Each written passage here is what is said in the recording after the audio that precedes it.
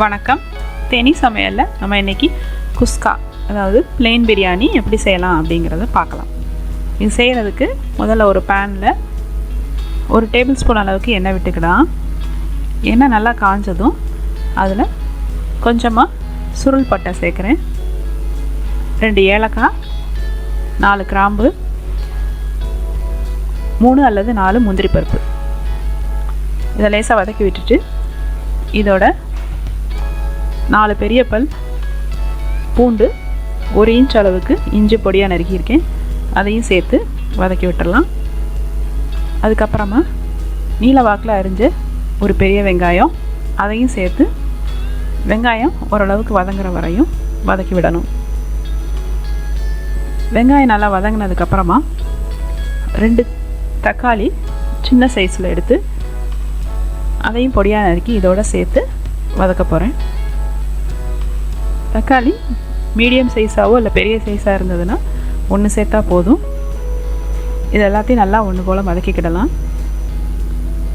தக்காளி நல்லா சாஃப்டானதுக்கப்புறமா இதோட கொஞ்சமாக புதினா கொத்தமல்லி எல்லாம் சேர்த்துக்கிடலாம். அதை நல்லா ஒன்று போல் பரட்டி விட்டுட்டு நம்ம அடுப்பு ஆஃப் பண்ணிக்கிடலாம். இந்த கலவையை நல்லா ஆற வச்சுட்டு இப்போ மிக்ஸி ஜாரில் போட்டு நம்ம அடித்து எடுக்க போகிறோம். இந்த மாதிரி நம்ம வதக்கி அரைச்சி செய்யும்போது நம்ம பிளெயின் பிரியாணி செய்கிறதுனால ரொம்ப பிளெயினாக இல்லாமல் நல்ல ஒரு ரிச்னஸ் கொடுக்கும். இப்போ நான் மிக்ஸி ஜாரில் எடுத்து இதை நல்லா மைய விழுத அரைச்சி எடுத்துட்டேன். இனி ஒரு அடிகனமான பாத்திரம் எடுத்துக்கிடலாம். இதில் 1 டேபிள் ஸ்பூன் அளவுக்கு நெய் சேர்த்துருக்கேன். 1 டேபிள் ஸ்பூன் நெய் போக இன்னொரு டேபிள் ஸ்பூன் அளவுக்கு நல்லெண்ணெய் சேர்த்துக்கிடலாம்.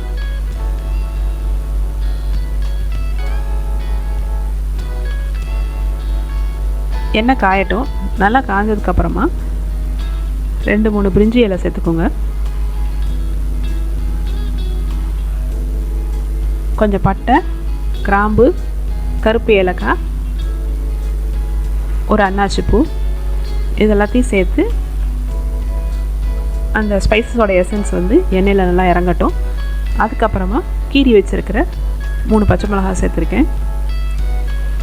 இனி இன்னொரு வெங்காயத்தை நல்லா நீல வாக்கில் அரிஞ்சு அதை நல்லா கோல்டன் ப்ரௌன் நிறம் வர வரையும் நம்ம வதக்கிக்கிடணும். வெங்காயம் நல்லா சுருளை வதங்கட்டும். இப்போ வெங்காயம் நல்லா சுருளை வதங்கிருச்சு. இனி நான் 2 ஸ்பூன் அளவுக்கு ரெட் சில்லி பேஸ்ட், அதாவது மிளகாய் பேஸ்ட்டு, நம்ம இதை எப்படி செய்யணும் அப்படிங்கிறத இன்னொரு வீடியோவில் போட்டிருக்கேன். அதோட லிங்க் டிஸ்கிரிப்ஷன் பாக்ஸில் கொடுத்துருக்கேன். இப்போ காரத்துக்கு ஏற்ற மாதிரி நீங்கள் சேர்த்துக்கோங்க. இப்போ நான் 2 ஸ்பூன் சேர்த்துருக்கேன். அதை நல்லா எண்ணெயில் வதக்கி விட்டுட்டு ஒரு சின்ன சைஸ் தக்காளி அதை பொடியாக நறுக்கி வச்சுருக்கேன், அதை இதோட சேர்த்து வதக்கி விட்டுருவோம்.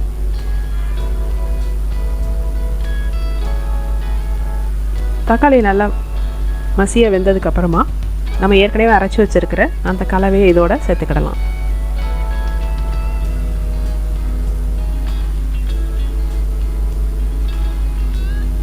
இப்போ ஏற்கனவே நம்ம இதை நல்லா வதக்கி தான் அரைச்சிருக்கோம், அதனால் நம்ம லேசாக மிக்ஸ் பண்ணி விட்டால் போதும். இது ரொம்ப நேரம் வதக்கணும்னு அவசியம் இல்லை. இப்போ நல்லா ஒன்று போல் நம்ம மிக்ஸ் பண்ணி விட்டுருவோம்.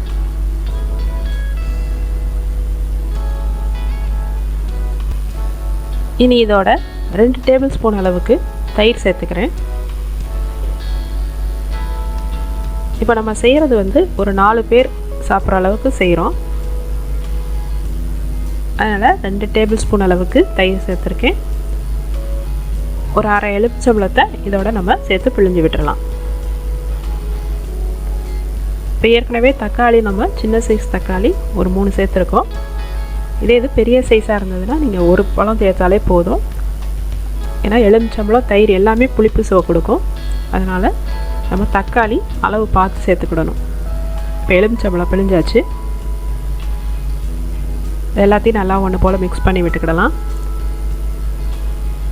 இனி பாஸ்மதி அரிசி 2 கப் அளவு நான் கழுவி அரை மணி நேரம் ஊற வச்சுருக்கேன், அதை இதோட சேர்த்துக்கலாம்.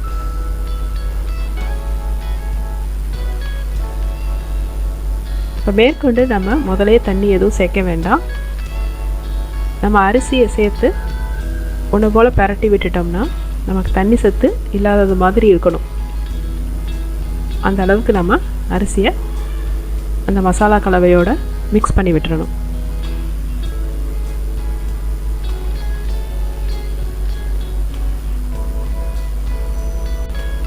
இப்போ நான் சிக்கன் வேக வச்ச தண்ணி எடுத்து வச்சுருக்கேன்.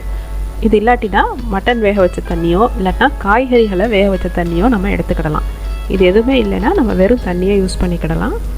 இப்போ நான் அதை ஸ்டாக்குன்னு சொல்லுவோம், அதை முதல்ல ஆட் பண்ணிக்கிறேன். இனி நம்ம தண்ணி அளந்து ஊற்ற போகிறோம். இப்போ தண்ணியும் ஸ்டாக்கும் சேர்ந்து நம்ம எவ்வளோ அரிசி எடுத்தோமோ அதை விட 2 பங்கு இருக்கணும். இப்போ 2 கப்பு வந்து நான் அரிசி எடுத்திருக்கேன், அதனால் 4 கப்பு தண்ணி இங்கே ஊற்றுறேன். இது வந்து நான் வெறுமனே மூடி போட்டு வேக வைக்க போகிறதுனால இந்த அளவு எடுத்திருக்கேன். ப்ரெஷர் குக்கர்னால் நீங்கள் இந்த அளவு தண்ணி சேர்க்கணும்னு அவசியம் கிடையாது. இப்போ அரிசி எவ்வளோ எடுத்தோமோ அதுக்கு எக்ஸாக்டாக 2 பங்கு தண்ணி சேர்த்துருக்கேன். தேவையான அளவு உப்பு சேர்த்து நல்லா ஒன்று போல் மிக்ஸ் பண்ணி விட்டுடலாம்.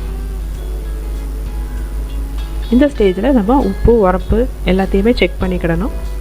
எது கம்மியாக இருக்கோ அதை நம்ம இப்போ மிளகா பொடியாக கூட ஆட் பண்ணிக்கலாம். இப்போ உரப்பு கம்மியாக இருந்தால் இப்போ இந்த ஸ்டேஜில் மிளகா பொடி சேர்த்துக்கிடலாம். இப்போ மிளகா பேஸ்ட் இல்லாதவங்க முதலையே நீங்கள் மிளகா பொடியும் சேர்த்து பண்ணலாம். இதோட கொஞ்சமாக புதினா கொத்தமல்லி சேர்த்துக்கிறேன். இது நல்லா கொதி வரட்டும். கொதி வந்ததும் நம்ம ஒரு மூடி போட்டு வேக வைக்கலாம். இப்போ நமக்கு நல்லா கொதி வந்துருச்சு. கொதி வந்ததும் ஒரு தடவை நல்லா கரண்டி விட்டு நல்லா மிக்ஸ் பண்ணி விட்டுட்டு இப்போ நம்ம மூடி போட்டு வேக வைக்கலாம். மூடி போட்டுட்டு அடுப்பை மீடியம் ஃப்ளேமில் வச்சுருவோம். ஒரு 7-8 நிமிஷம் நல்லா வேகட்டும். அதுக்கப்புறம் திறந்து பார்த்தோம்னா நமக்கு நல்லா தண்ணி வற்றி இருக்கும்.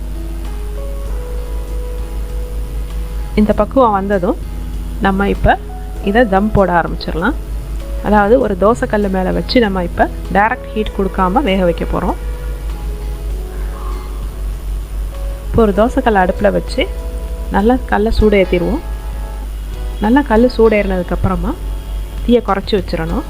வச்சுட்டு இந்த சட்டியை அது மேலே தூக்கி வச்சிடணும். இப்போ நம்ம தோசைக்கல் மேலே சட்டியை வச்சதுக்கப்புறமா ஒரு 10 நிமிஷத்துலேருந்து 15 நிமிஷம் இது இந்த தம்லே வேகணும். 10 நிமிஷம் ஆயிருக்கு. நான் திறந்து பார்க்குறேன். பாருங்கள், இப்போ இன்னும் நல்லா தண்ணி வற்றி இருக்குது. இப்போயும் ஈரப்பதம் இருக்குதுன்னு தெரிஞ்சதுன்னா நீங்கள் இன்னும் ஒரு 5 நிமிஷம் எக்ஸ்ட்ரா வைக்கலாம். நீங்கள் இந்த மாதிரி அப்பப்போ திறந்து பார்த்து கிண்டி விட்டு வைக்கணும். இப்போ நான் இன்னும் ஒரு 5 நிமிஷம் மூடி போட்டு வேக விட போகிறேன். 5 நிமிஷம் கழித்து நம்ம திறந்து பார்ப்போம். நல்லா தண்ணி வற்றி நல்லா அடிப்பிடிக்காமல் நல்லா உதிரி உதிரியாக சாதம் வந்திருக்கும். இப்போ நமக்கு குஸ்கா நல்லா உதிரி உதிரியாக ரெடி ஆயிடுச்சு. நீங்களும் இதே மாதிரி குஸ்கா செஞ்சு பாருங்கள். இந்த வீடியோ பிடிச்சிருந்தா லைக் பண்ணுங்கள், மறக்காமல் சேனல் சப்ஸ்கிரைப் பண்ணுங்கள். தேங்க்யூ.